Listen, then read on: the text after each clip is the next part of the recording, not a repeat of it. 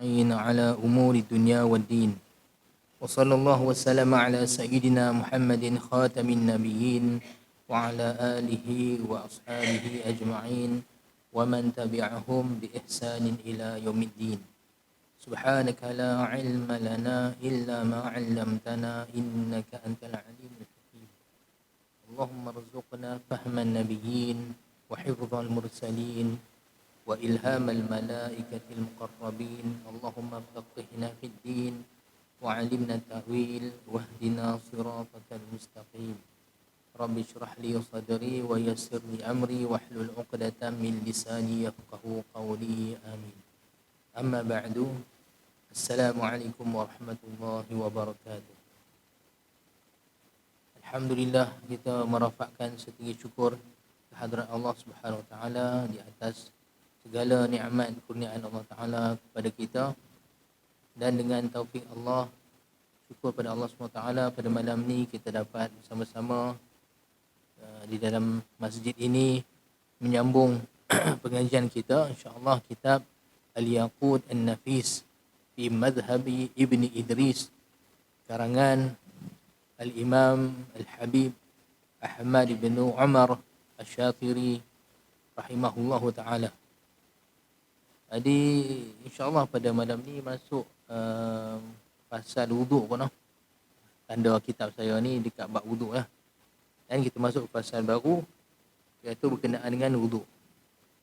Qala al-musannif rahimahullahu ta'ala wa nafa'ana bi'ulumihi fid darain amin.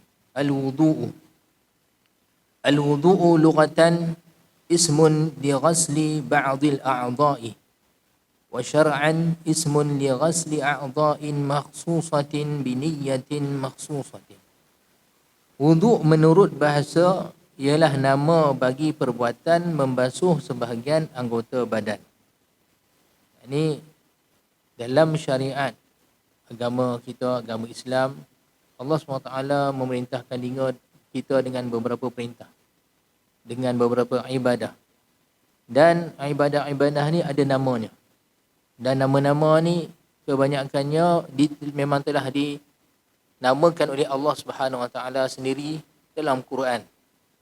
Contohnya ataupun menerusi hadis Nabi sallallahu alaihi wasallam. Macam solat. Kan as-salatu, kita bahasa Melayu kita kadang-kadang kita sebut sembahyang. Tapi asal nama nama sembahyang yang Allah Taala sebutkan dalam Quran tu as-salatu. Dalam bahasa kita sebut sembahyang. Dalam bahasa Farsi dia sebut namaz. Tapi perkataan as-salatu sendiri, solat tu sendiri, dia adalah perkataan dalam bahasa Arab yang memang orang Arab guna sebelum adanya ibadah solat lagi. Perkataan solat tu ada diguna pakai dalam bahasa Arab dulu, sebelum syariat solat. Begitu juga dengan banyak syariat-syariat lain seperti puasa. Dalam Quran Allah Ta'ala sebut as-saum ataupun as-siyam. Ya ayyuhalladzina amanu kutiba alaikumus siyamu kama kutiba alal ladzina min qablikum la'allakum tattaqun. Wahai orang beriman, diwajibkan ke atas kamu akan puasa, disebut as-siyam.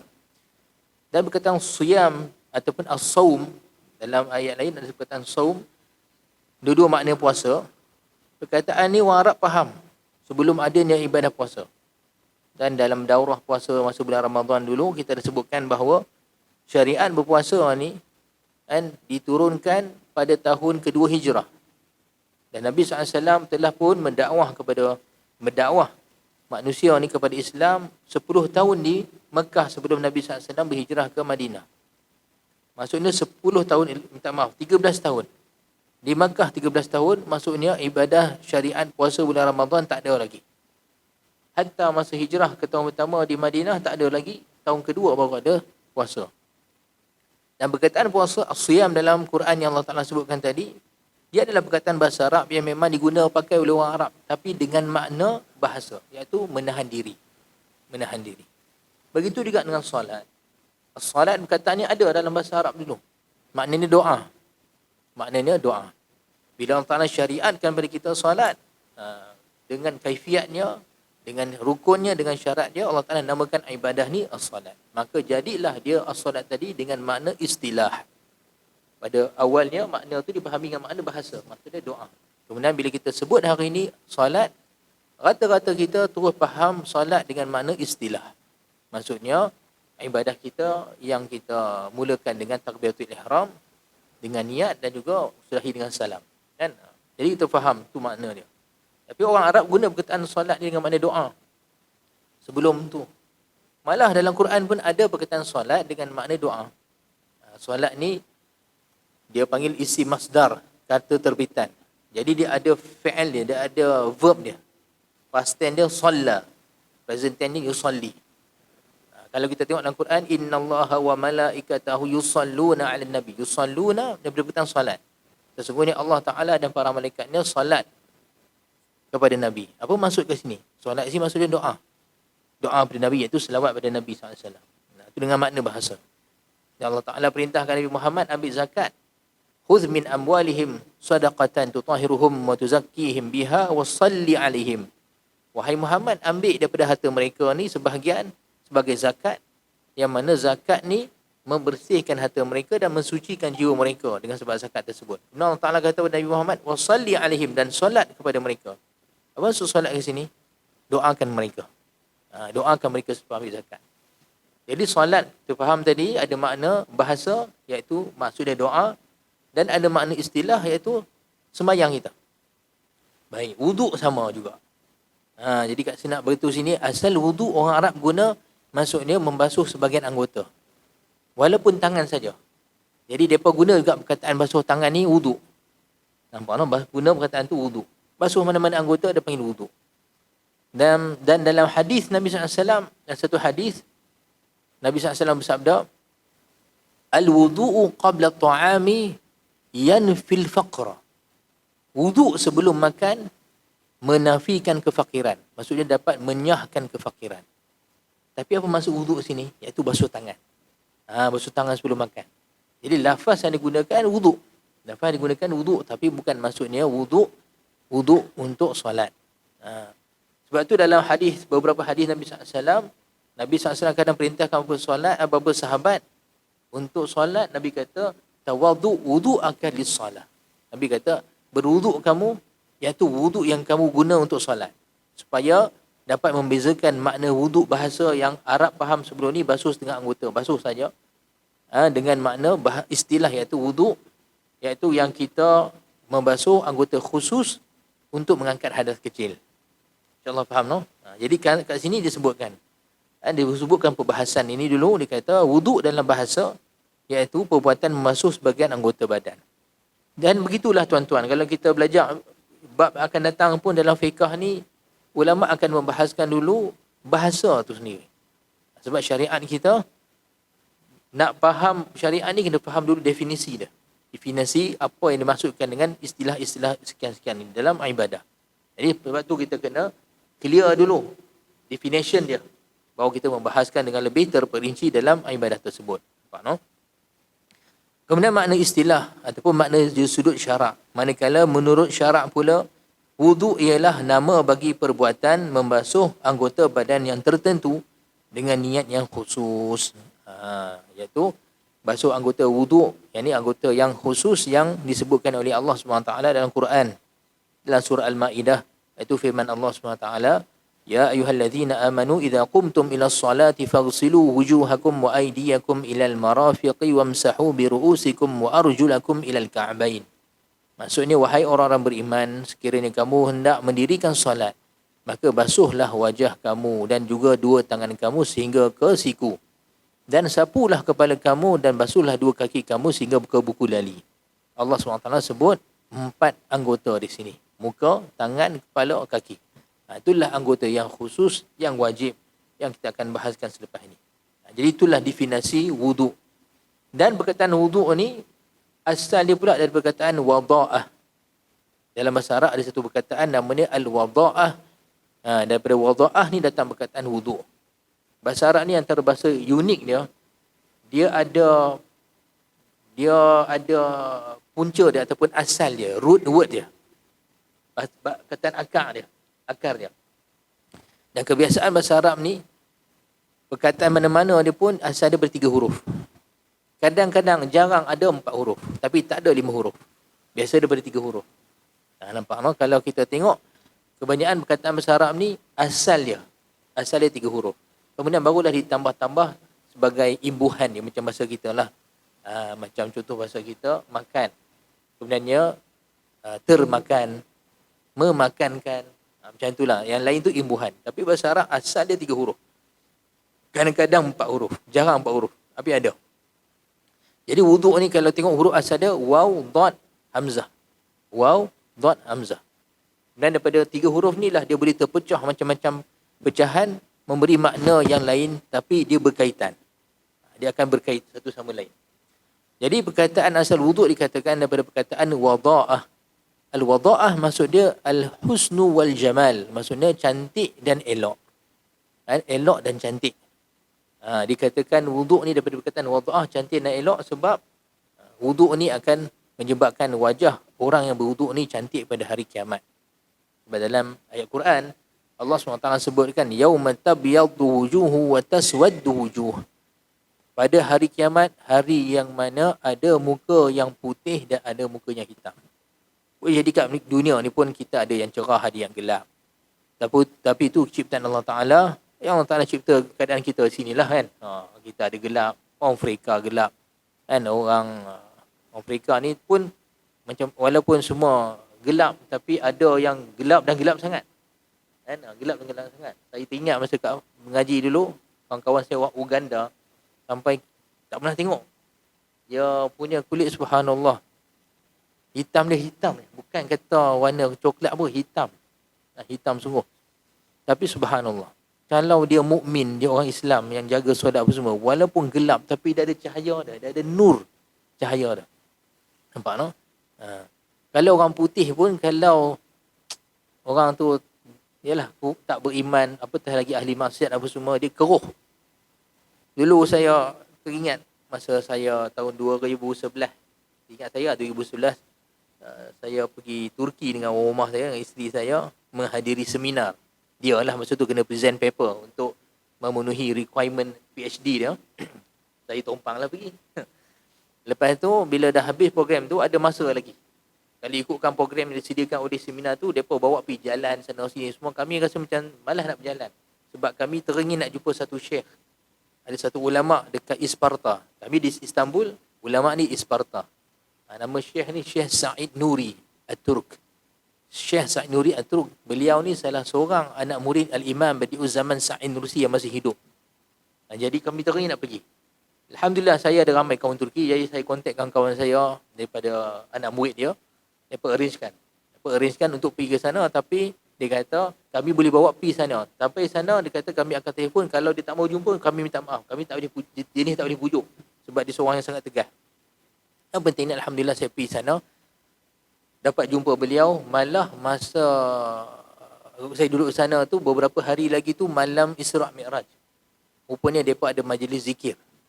Waktu majlis zikir, mereka berzikir daripada Isyak, daripada Maghrib ni program tu. Lepas tu ada ceramah, bahasa Turki saya tak faham sangat. Lepas tu, lepas Isyak tu sampai pukul 2 pagi mereka berzikir. Subhanallah, ramai ni.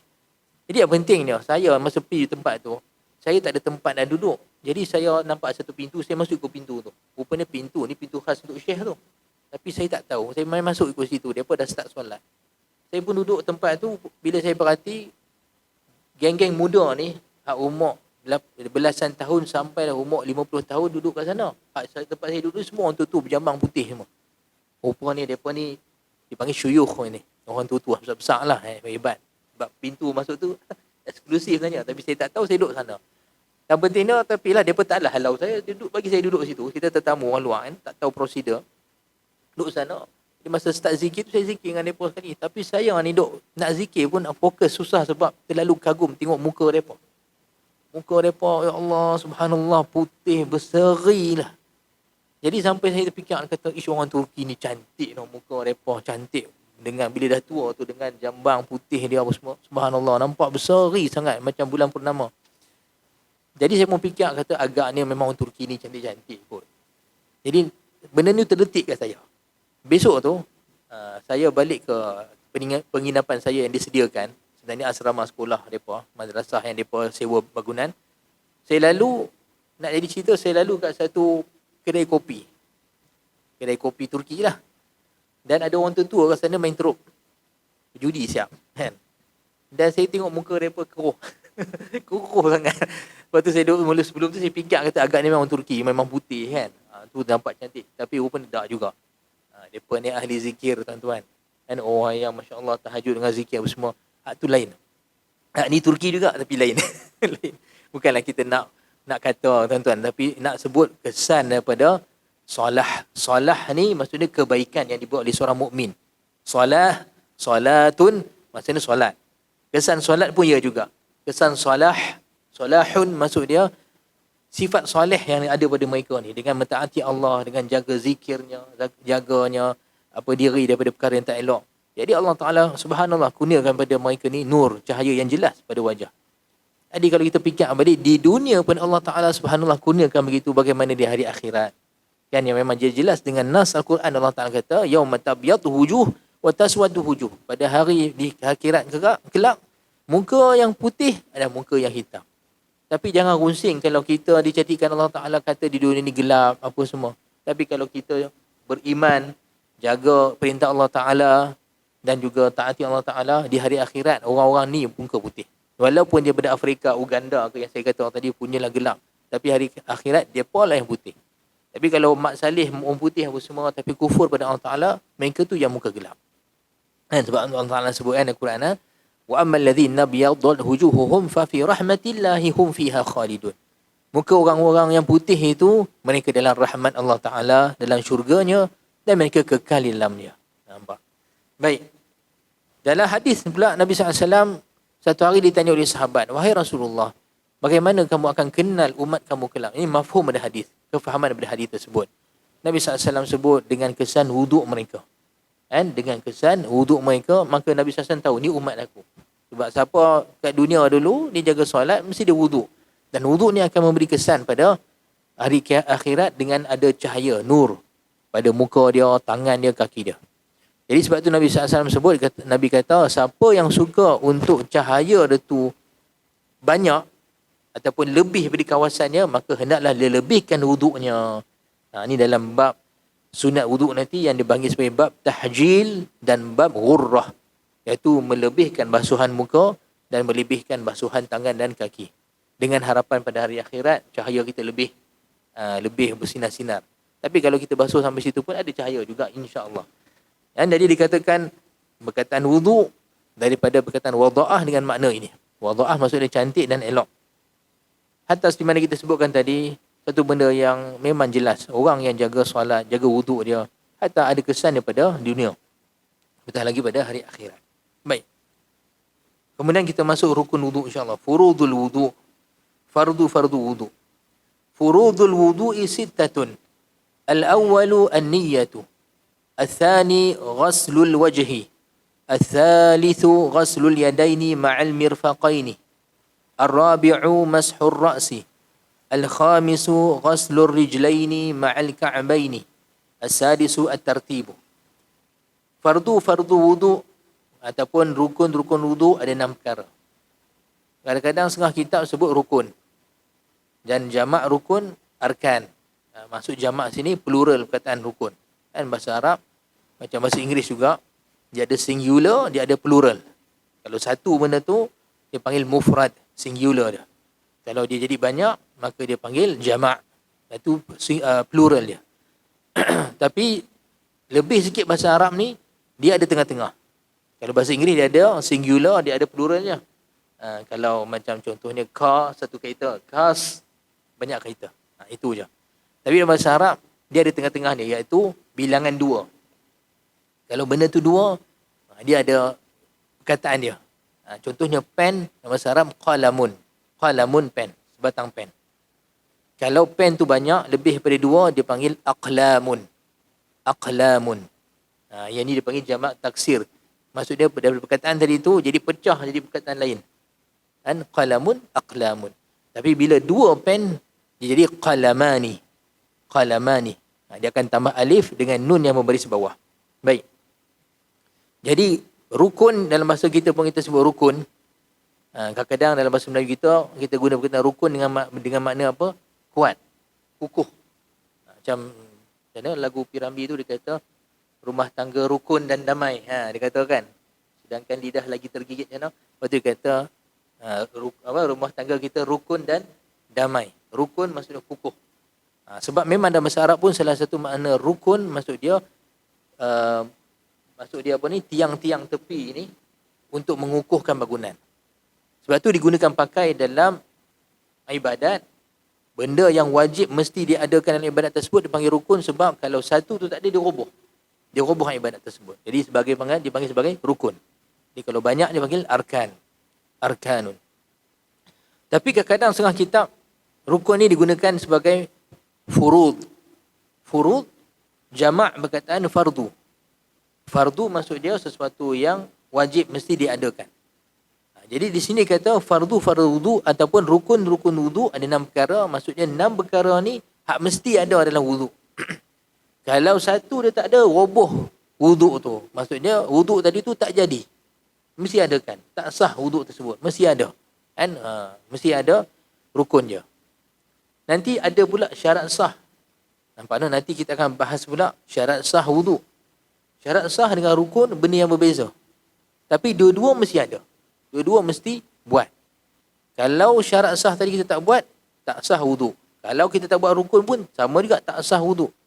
Tapi bezanya, rukun ni bila kita bahas apa saja masalah ibadah, rukun ibadah tersebut maksudnya juzuk bahagian ibadah tu sendiri.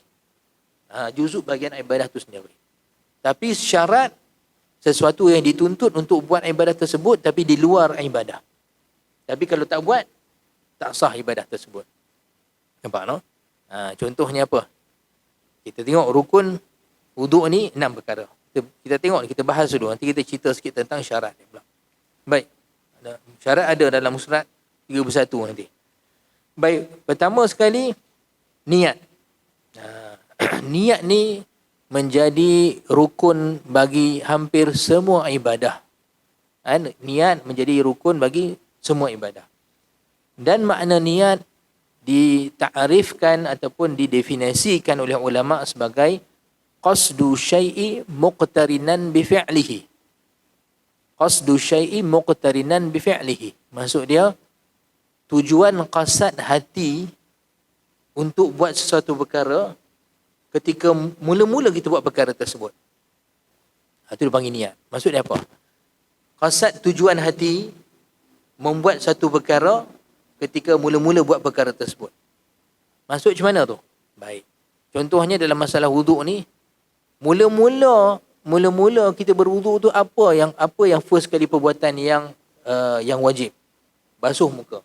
Baik. Maksudnya ketika kita basuh muka ni, apa tujuan hati kita buat perbuatan ni? Untuk apa ni? Untuk mengangkat hadas kecil, untuk berwuduk. Itulah niat yang dituntut dalam wuduk ini. Setiap ibadah kena datangkan qasad hati kita, tujuan hati kita ketika kita buat ibadah tu supaya kita membezakan perbuatan kita ni kerana ibadah ataupun kerana adat. Adat maksudnya perbuatan biasa. Tuan-tuan masuk masjid, duduk dalam masjid ni, niat i'tikaf. Bila nak niat i'tikaf tu? Ketika masuk masjid dan hadir hati teringat, aku duduk ni untuk i'tikaf dalam masjid ni kerana Allah Ta'ala. Dapat pahala i'tikaf. Dan i'tikaf salah satu ibadah. Dan salah satu ibadah yang disyariatkan oleh Allah Ta'ala. Tapi seorang tu, dia katalah, dia tunggu bas lama kat depan ni, bas tak main-main. Dah kali dia kata, tak apalah, baliklah rumah kan. Tak nak dah pergi pekan ataupun nak pergi Ipoh. Tiba-tiba dia pun pasal letih sangat kata, masuk masjid dulu. Masuk masjid, dia duduk sini. Niat dengan nak rehat. Maka dapatlah rehat. Tak ada masalah. Tapi tak dapatlah niat i'tikaf ataupun pahala i'tikaf tersebut sebab dia tak hadirkan niat kerana masuk masjid ni kerana i'tikaf. Jadi perbuatan duduk dalam masjid sama dia dengan A dengan B tadi. Tapi yang membezakan niat. Yang niat A tadi kerana i'tikaf maka dapat pahala ibadah. Tapi yang B tadi tu niat dia kerana nak berteduh, nak rehat, maka dapat rehat tak ada masalah. Tapi tak dapat pahala i'tikaf. Kadang-kadang niat ni membezakan jenis ibadah. 2 orang solat 2 rakaat. Ada 2 orang solat, dua-dua solat 2 rakaat. Tapi seorang ni solat niat apa? Tahiyatul masjid. Yang seorang ni pula niat apa? Niat sunat qabliyah. Qabliyah zuhur contohnya. Sama dia solat. Tetapi perbezaan jenis solat ni berdasarkan niat. Adapun kaifiat sama. Kaifiat daripada awal sampai akhir sama saja. Tapi yang membezakan niat. Niat kita keluarkan duit, kita letak kat satu tempat pada orang miskin, kita niat sedekah kesian pada dia, dapat pada sedekah. Tapi kalau seorang tu dia teringat, dia kata aku ni memang ada zakat yang tak habis nak bayar lagi ni. Tengok ada orang miskin, dia kata tak apa, ni zakat aku, zakat simpanan aku untuk untuk yang duit tersebut. Dapat niat apa? Zakat. Tapi yang dah bagi sedekah tadi, jalan-jalan teringat, aku sebenarnya ada zakat. Kira tadi tu zakat lah, dah tak boleh lah. Sebab masa dia bagi tadi, dia tak hadirkan niat zakat. Duit dah bagi pada orang tadi. Dah terlepas daripada milik dia. Jadi, benda perbuatan sama je. Nilai itu boleh hidup sama. Tetapi membezakan niat. Nampak no?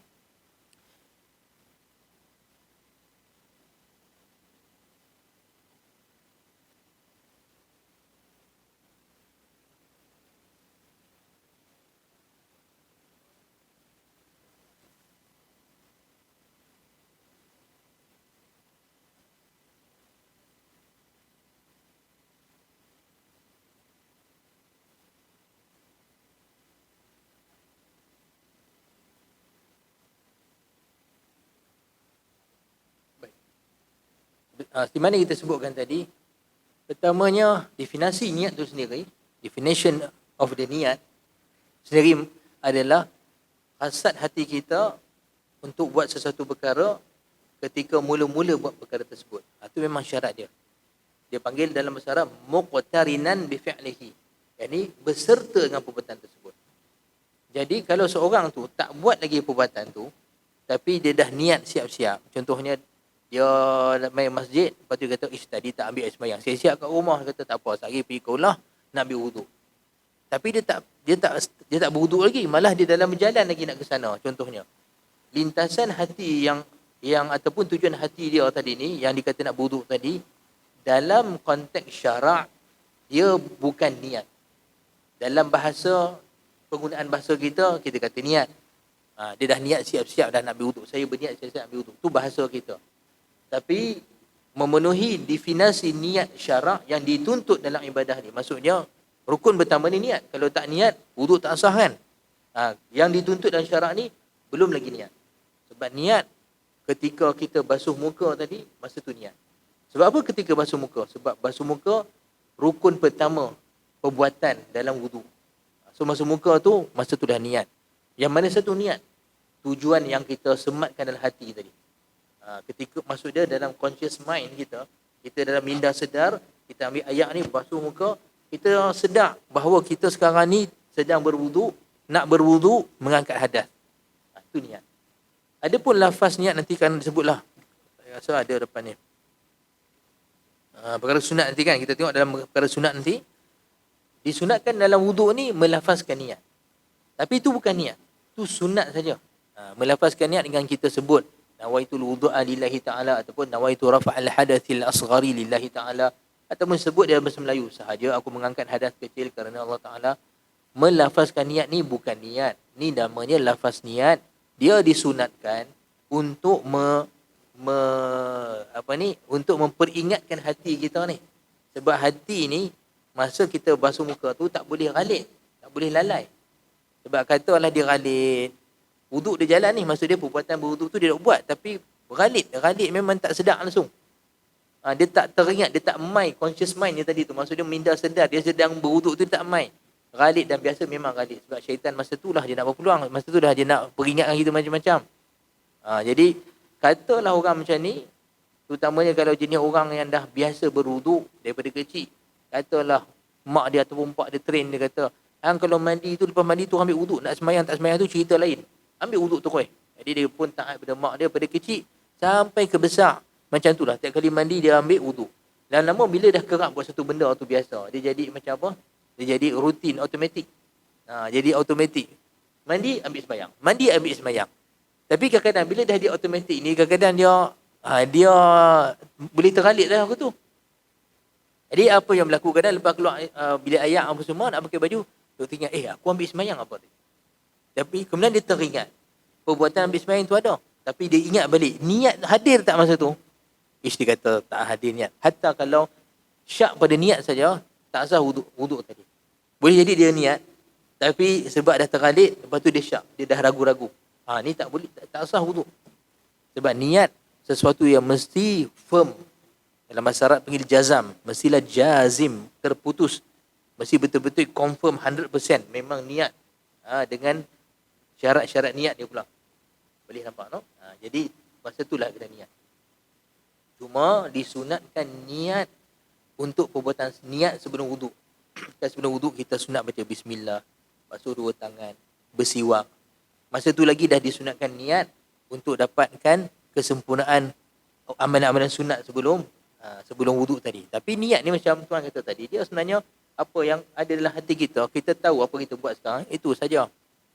Nampak, no? Hatta ulama bahas, tengah ulama bahas, dia kata hatta niat ni bukan dia hati kita bercakap tu. Yang tu dia panggil hadithun nafs. Hadithun nafs maksud dia perbicaraan dalam hati. Niat ni maksud dia satu makna yang kita faham dalam hati kita walaupun dia bukan bahasa. Kan apa yang kita bercakap ni sekarang ni pun sebenarnya lafaz yang kita takbirkan, kita translatekan daripada satu makna yang ada dalam hati kita. Yang ni dalam ilmu teologi, ilmu akidah dia panggil sebagai kalamun nafsi.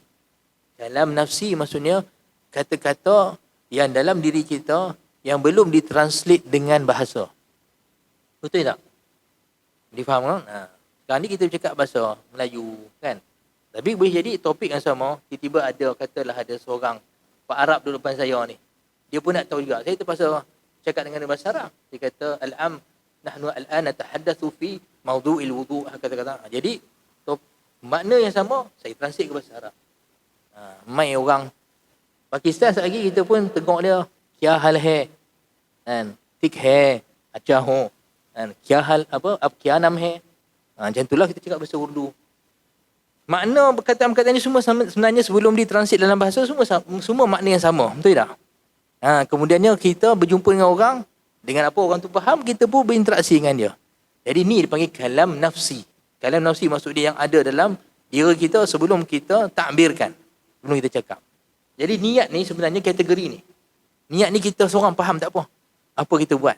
Cuma kita kena pastikan kita memang betul-betul firm ketika ambil wuduk ni, maksudnya kita berniat berwuduk atau mengangkat hadas kecil ataupun bersuci kerana untuk solat. Tu ada banyaklah perbahasan ulama dalam kitab-kitab yang besar. Apakah jenis-jenis niat yang boleh kita niatkan untuk berwuduk?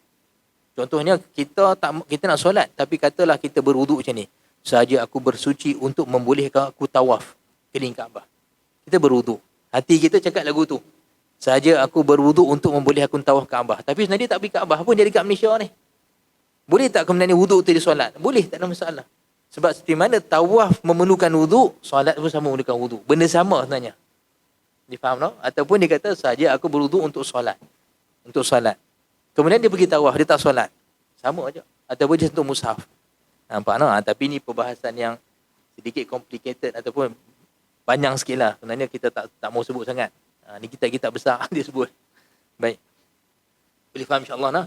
Jadi nak kena faham, niat yang dituntut kat sini ketika mula-mula kita buat perbuatan tersebut. Sebab itulah nanti kalau kita tengok dalam bab ibadah ni, bab solat contohnya, bila kita wajib niat? Ketika takbiratul ihram. Malah ketika mula sebut Allahu Akbar. Ni ada permasalahan yang agak dalam sikit. Imam Ibn Hajar Al-Haytami kata, mesti niat tersebut bermula pada alif Allahu Akbar sampailah huruf ra dia. Maksud dia kalau Allah ghalib, masa akbar tu baru dia, aku nak solat isyak. Sebenarnya start alif tadi tu sebenarnya dia tak hadir pun niat. Tengah-tengah akbar tu baru start dia ingat dia nak solat isyak. Imam Najjar kata tak sah solat dia. Ni naya ni. Tapi insyaAllah tuan-tuan, dalam bab fiqah ni ada banyak permasalahan yang complicated. Ulama kata dimaafkan kalau orang tu tak tahu. Hatta setengah ulama kata dimaafkan penuntut ilmu tak tahu dia. Apatah lagi orang awam. Sebab setengah masalah tu sangat sangat halus. Halus sangat. Tapi nak kata kita kena dosa mengaji lah sampai faham betul. Tapi nak kata ilmu ni pun ada martabat-martabat je kan. Kadang-kadang ramai orang tak tahu, jadi semua tu dimaafkan. Kira sah solat semua. Jadi faham niat ketika takbiratul ihram tu, kita sedar kita nak solat apa. Kan? Tahu nak solat apa. Baik.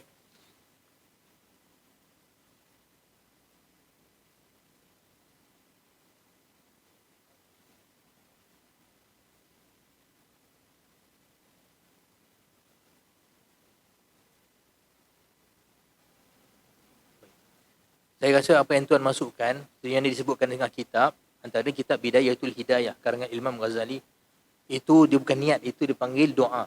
Doa ketika basuh anggota. Okey. Yang wajib niat.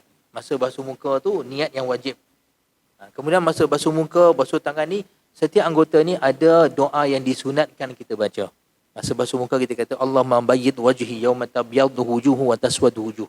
Ya Allah, putihkanlah wajahku pada hari yang muka jadi putih, muka jadi hitam. Masa basuh tangan kita baca doa, ya Allah, kurniakanlah buku amalan aku besok dengan tangan kanan aku. Macam itulah. Yang ni doa. Baik. Yang kedua, permasalahan yang lebih kurang sama, dia panggil istishabun niyyah. Istishabun niyyah maksudnya niat tadi tu sentiasa ada dalam ingatan dia, hati dia bermula pada awal wuduk sampai akhir. Yang ni tak wajib. Yang ni dipanggil istishabul haqiqi. Istishab hakiki maksud dia, dia memang langsung tak ada sikit pun dalam wuduk dia tadi tu, dia terlupa ataupun tergalit, tak ada. Maksud dia daripada awal sampai akhir dia memang betul-betul hadir, sedar dan juga khusyuk dia tengah berwuduk. Yang ni sunat hukum dia, tapi tak wajib. Maksud dia yang wajib ketika basuh muka tu, kalau lepas tu tiba-tiba kawan dia pun sembang, orang rumah dia pun tanya, bang lepas solat lagi jangan lupa beli sabun apa semua. Yelah kan, tak sabar-sabar aku nak bersolat macam tu kan. Jadi masa dia duduk berdialog tu, dia dah divert dah daripada dia punya khusyuk tengah wuduk ni. Tapi tak ada masalah. Walaupun tengah-tengah wuduk tu tiba-tiba ada call dapat, dia memang duk tunggu call penting, terpaksa cakap sekejap, setengah jam. InsyaAllah dia kata besok aku flight ke sana. Dia kata hadir apa semua. Lepas tu dah habis sembang ni, macam-macam topik masuk. Setengah jam dia sembang kat telefon. Lepas tu habis. Tadi tengah wuduk. Dan basuh muka tangan tadi. Kepala belum lagi. Sambung basuh kepala dengan basuh kaki. Tak boleh. Dalam mazhab Syafi'i kita, boleh macam tu. Walaupun dah kering ayak. Yang janji tak ada perkara membatalkan wuduk dah. Kalau tengah-tengah tu, tengah sembang-sembang tu, duk keluar angin ke, ataupun pergi tampak orang perempuan dia kat muka, pap, nyamuk, batal lah. Nampak no? Tapi kalau tak ada perkara yang batalkan wuduk, dah kering macam mana pun, boleh sambung lagi wuduk dia. Ini dalam mazhab Syafi'i. Setengah mazhab lain tak boleh, kena start balik awal. Macam mazhab Maliki, dia kena start balik awal. Sebab dia syarat wuduk dia mesti mualat. Yang ni berterusan. Tak boleh ada gap yang panjang. Tapi mazhab Syafi'i tak ada masalah. Nampak no? Jadi, cuma dalam masalah niat tadi ni, kalau kita niat pada awal yang wajib tu, kemudiannya kita tak galit langsung, terus ingati niat tersebut sampai akhir selesai wuduk, yang ni dituntut sebagai satu sunat. Perkara yang sunat, tapi tak wajib. Dia panggil istishab haqiqi. Baik, no? Baik, yang kedua, rukun yang kedua, membasuh muka. Kan? Ini buka kat sini, anggota yang pertama dalam wuduk. Yang wajib. Anggota wajib pertama dalam wuduk. Baik. Sebab ayat Quran yang kita sebut tadi kan, Allah Ta'ala kata, faghsilu wujuhakum. Basuhlah muka kamu. Baik, mana muka? Mana had muka yang wajib basuh? Baik. Muka, had yang disebutkan oleh ulama, bermula daripada tempat tumbuh rambut. Mana mula-mula sekali rambut kita tumbuh, sampailah ke hujung dagu. Tapi bermula daripada tempat tumbuh rambut sini, bagi manusia yang normal. Maksud dia, kebiasaan normal dia, rambut tumbuh kat sini. Jadi pada sinilah kita start sapu ayak ke sini, dan cara melintang di antara telinga ke telinga. Ni had muka. Maksudnya inilah had yang wajib basuh. Maksudnya kalau seorang tu ambil sembahyang, dia basuh, dia kat tengah-tengah sini saja. Ada kawasan dahi, antara dahi dia sikit dengan rambut tadi tu tak basah. Ataupun kawasan kat sideburn ni tak basah. Ataupun kawasan bawah kat rahang di sini tak basah. Maka tak sah wuduk dia. Sebab dia belum basuh muka. Masih ada lagi daerah kawasan muka yang tak kena ayak. Nampak tak? Itu pertamanya. Tapi kalau sekiranya rambut seorang tu, katalah seorang tu, rambut dia memang lahir-lahir dia tumbuh tengah-tengah. Jadi dia baca kitab fiqah, ulama kata muka ni yang wajib basuh bermula daripada tempat tubuh rambut. Baik, adakah dia wajib basuh daripada sini? Tak. Walaupun rambut dia start bertengah-tengah kan. Katalah dia punya dahi dia luas. Jadi, dia ketika tu nak basuh yang wajib tu, kadar ke muka orang yang biasa rambut tang mana. Jadi basuh tang situ. Walaupun atas dia tak kena ayak pun tak apa. Sebab tu dia tak biasa lah. Bukan kebiasaan. Bukan normalnya. Begitu juga kalau seorang tu rambut dia punya lebat sampai tumbuh kat dahi. Sampai tumbuh kat dahi. Jadi dia kata tak apa, basuh daripada sini. Tak sah wuduk dia kalau dia basuh dari sini. Sebab apa? Sini muka juga. Cuma muka dia ada rambut. Jadi wajib basuh kawasan yang ada rambut di dahi dia tu. Rambut-rambut dia dan juga kulit dia. Maksudnya kalau dia boleh menyampaikan ayak di dalam rambut dia tu kena pada kawasan kulit tapi rambut atas tak kena, hatta tak sah. Sebab setiap rambut yang tumbuh di atas kawasan muka wajib basah. Wajib basah rambut tersebut, bulu tersebut, atas dia yang zahirnya, mahupun yang dalamnya dan juga kulitnya. Maksud dia apa? Contohnya bulu kening. Bulu kening ni antara bulu ataupun rambut yang ada dekat kawasan muka. Maka wajib basuh bulu kening tu basah semua dan kawasan atas dia, dalam rambut tu dan juga kulit dia. Walaupun panjang. Maksudnya macam mana? Katalah bulu kening dia panjang macam ni. Macam Tok Guru Kungfu yang dalam cerita Cina lama tu kan. Kadang-kadang dia boleh buat gambaran bulu kening dia panjang. Misai pun panjang. Jadi katalah Tok Guru ni nak pergi semayang. Shifu ni kan, kalau nak ambil semayang, dia kena basuh muka ni, lepas tu hak yang panjang macam ni, dia kena pastikan semua basah sampai ke hujung. Kalau kering, kira tak basuh muka lagi. Sebab apa? Ni termasuk kepada kawasan muka. Faham no? Begitu juga misai orang lelaki. Hatta kalau orang perempuan ada misai pun, hatta wajib basuh. Walaupun kita kata, tapi ni hormon lebih, dia kata. Biasa perempuan tak ada misai. Tapi dah ada atas muka dia, kena basuh juga. Bila mana ada atas muka dia, kena basuh juga. Tapi orang lelaki katalah dia boleh misai. Macam cerita P.W. tu apa, misai ke tanglung tu kan. Katalah ada orang tu memang dia buat passion misai tanglung ni. Bila dah habis semayang, tanglung tu semua kena basah. No? Walaupun jenuh dia rasa, tu dia. Habis basah nitik-nitik contohnya. Habis nak buat macam mana? Kena basah juga. Sebab ni semua kawasan muka. Dan begitu juga dalam dia, kulit dia. Semua, no? Yang ni dalam bahasa Arab dipanggil anfaqah. Bulu yang bawah bibiak ni. Bawah bibiak bawah kita ni dipanggil anfaqah. Yang ni pun sama juga. Kena basah sampai kawasan ke dalam dia. Seorang kata ni nama ni kumis. Betul ya? Kumis. Tapi seorang kata kumis tu misai. Saya pun confused. Tak tahu hak mana betul. Tak cek lagi Dewan Bahasa. Betul no? Kumis. Kumis lah. Kita apa. Jadi kalau kata ni kumis, wajib basuh ni. Semualah. Kalau seorang tu katalah macam setengah kawan saya, orang Kurdi, orang Turki, yang jenis betul-betul berjambang bau tu, dia sampai kadang-kadang tu ada sampai kat pipi ni. Baik. Masalah jambang. Sikit yang boleh no? Lambat sikit. Masalah jambang dengan janggut ni, dia ada perincian dia dalam masalah wuduk. Janggut dan jambang, kalau sekiranya nipis. Nipis di sini sama ada dia nipiskan, macam dia trim kan, jadi nampak nipis saja. Ataupun memang jenis janggut dan jambang ni nipis. Maksudnya tak lebat. Dia keluar, boleh nampak celah-celah jambang dia tu, kulit dia. Cara kita nak spesifikkan ataupun kita nak tahu parameter jambang dan janggut tersebut nipis ataupun tebal, kita duduk depan dia kadar 3 hasta. Satu hasta, 2 hasta, 3 hasta. Duduk depan dia. Yang ni dipanggil dalam bahasa Arab majlis takhatub. Majlis perbicaraan. Kita duduk depan orang macam ni, maksud kita berbicara dengan dia. Tapi kalau dah jauh, saya cakap dengan tuan, ni dah jadi bukan berbicara, ni dah jadi menjerit-jerit. Menjerit-jerit. Jadi kalau kita duduk dalam majlis takhatub, berbicara dengan dia, 3 hasta, saya tengok janggut dia, tengok jambang dia, tak nampak langsung kulit. Lebat memang betul-betul padat. Ni kategori janggut tebal. Tapi kalau kita duduk di antara dengan dia ni 3 hasta, boleh nampak celah-celah janggut dia tu ada kulit dia, nampak kulit dia atau janggut dia. Ni kategori janggut nipis.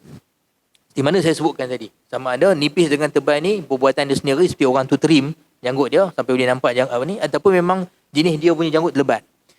Jadi orang yang janggut nipis wajib ketika berwuduk basahkan semua janggut dan jambang dia, semua bulu tersebut dan juga kulit wajib basah.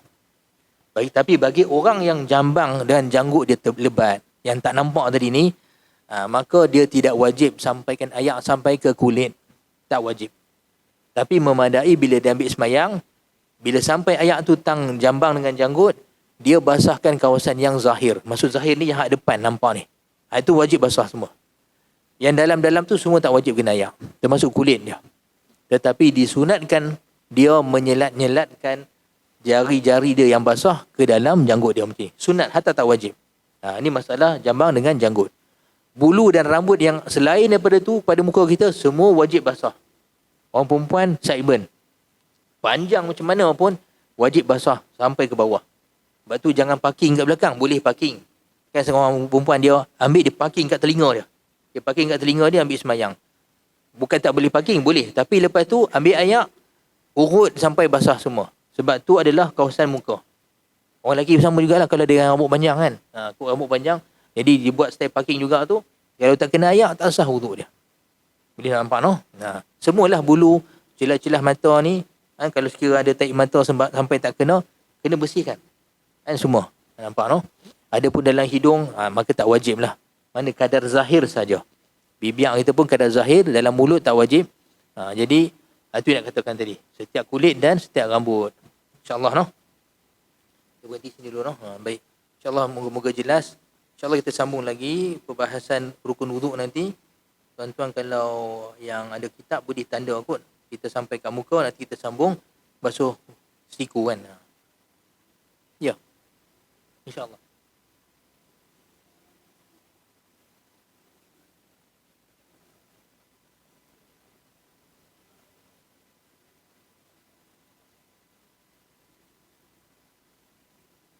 Rendam maksud dia?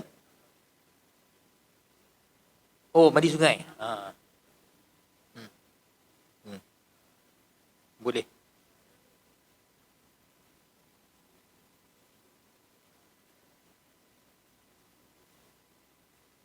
Tertib.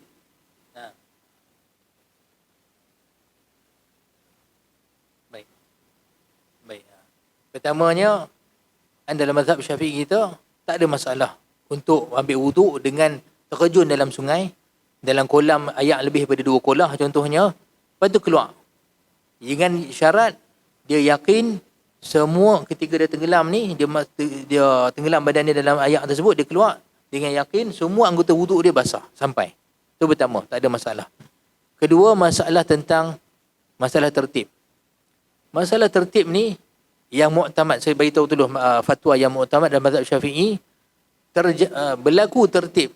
Imam An-Nawawi kata, telah berlaku tertib dengan dia tenggelam dia menyelam dalam ayak dan dia keluar sekali keluar walaupun sebentar. Walaupun maksud dia katalah dia terjun, dia keluar terus. Dia terjun tadi, dia niat wuduk, dia keluar terus. Imam Nawawi kata, dah ada tertib dah. Dah ada tertib dah. Sebab ayak sampai pada badan, cepat. Cepat. Cuma Imam Ar-Rafi'i, Imam Rafi'i ini ulama besar mazhab Syafi'i, tapi sebelum Imam Nawawi. Imam Rafi'i kata, dia kata nak habis sembahyang jenis terjun dalam ayak, dia kata kena duduk sat. Sat dia. Duduk sat, baru keluar. Imam Nawawi kata tak perlu. Tak perlu pun. Sebab tertib tadi terhasil dengan seorang tu masuk, ada ayak tu keluar, dah berlaku dah. Sebab benda tu cepat. Nampak no? Wallahualam. Dia tak ada masalah lah dengan cara tersebut. No. Baik no? Ya.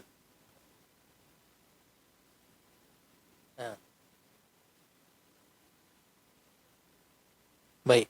Kalau soalan tuan, cikgu tadi, kalau sekiranya ambil semayang, lepas ambil semayang baru perasan, dekat satu anggota dia ada plaster.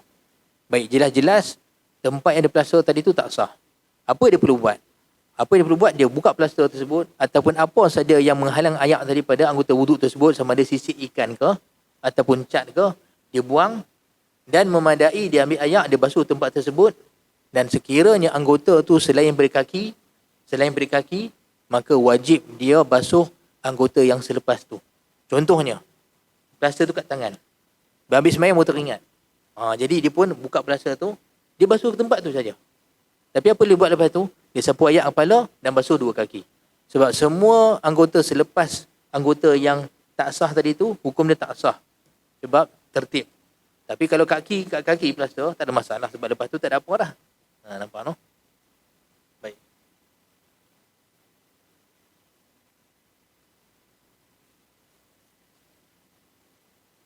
Tak perlu niat. Sebab memadai dengan niat pertama. Memadai dengan niat pertama. Nampak no? Baik kita tangguh dulu majlis. Saya mohon maaf sekiranya saya ada kasar bahasa salah silap. Yang baik pada Allah Subhanahu Wa Taala, salah silap kekurangan daripada kekurangan saya sebagai manusia biasa. Aku qauli hadza wa astaghfirullah li wa lakum. Allahumma 'allimna ma yanfa'una wanfa'na bima 'allamtana wa zidna 'ilma warzuqna fahma waftah 'alaina futuhal 'arifin. Allahumma wafiqna litiba'i sunnati nabiyyika Muhammadin sallallahu alaihi wasallam ظاهرا وباطنا قولا وفعلا وعملا وامنن علينا محبته وبعثنا معه يوم القيامة ومع أصحابه وأهل بيته وسائر الصالحين يا رب العالمين وصلى الله على سيدنا محمد وعلى آله وصحبه وبارك وسلم الحمد لله رب العالمين السلام عليكم ورحمة الله وبركاته.